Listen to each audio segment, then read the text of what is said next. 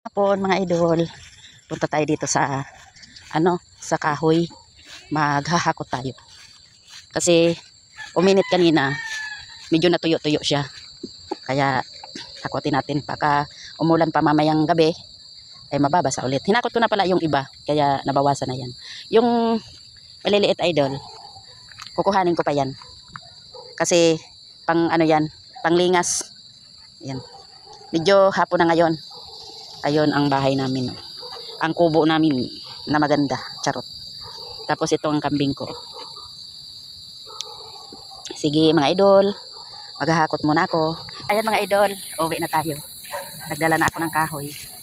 Tapos pagkatapos ng doon. Yung nandito naman sa malapit. Inuna ko muna yung sa malapit. Ayan hahakotin ko pa yan. Mga idol. Daming kahoy. Bye-bye. Salamat sa panunood.